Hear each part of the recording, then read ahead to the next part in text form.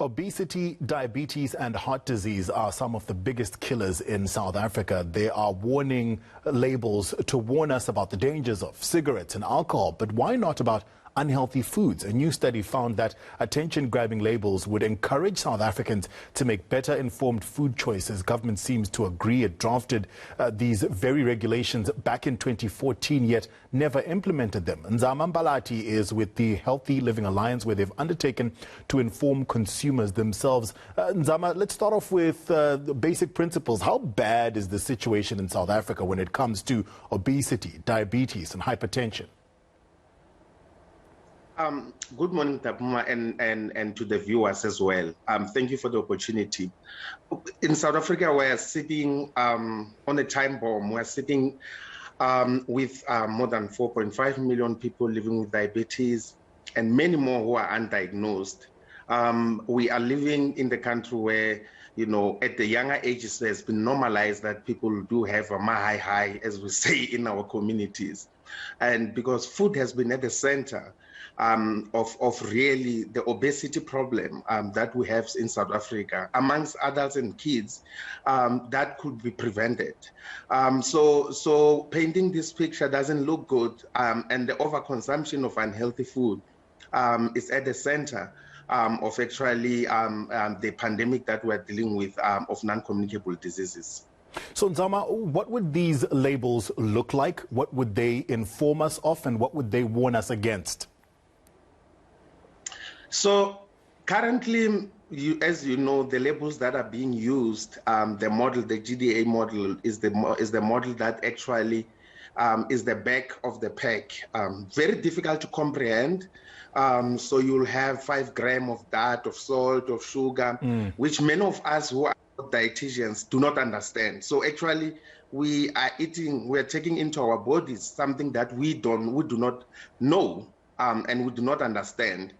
So these labels, research shows that it takes a person like 10 seconds to pick up a product at the shelf to buy when you're buying food and other products.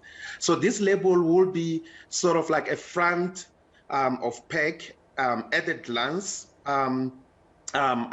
label that will probably look like either triangles or rectangles. And it will say high on sugar. According to the research, the preferred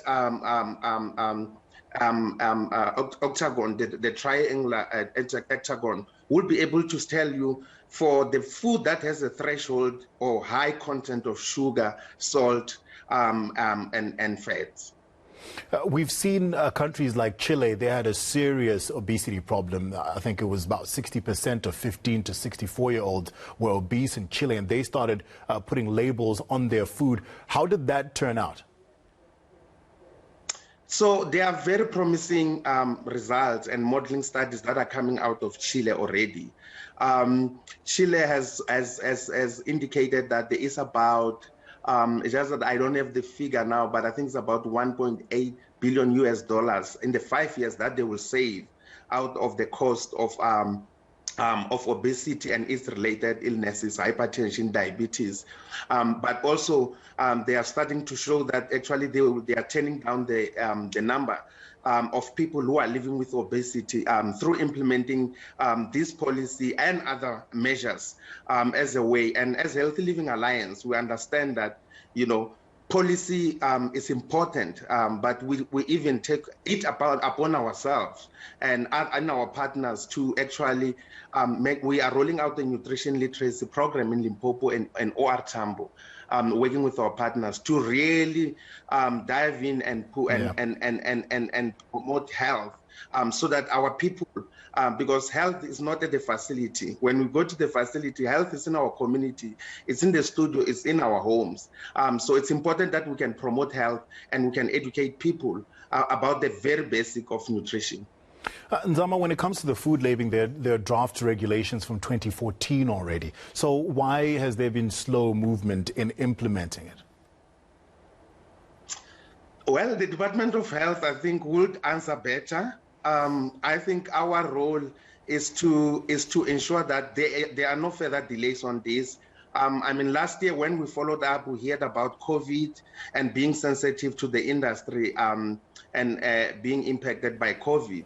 But we think now is time, and we have taken enough time to prepare ourselves, and we are calling for the Department of Health to actually publish the regulation for public comments, and so that there are no further delays in making sure that this policy is realized and implemented.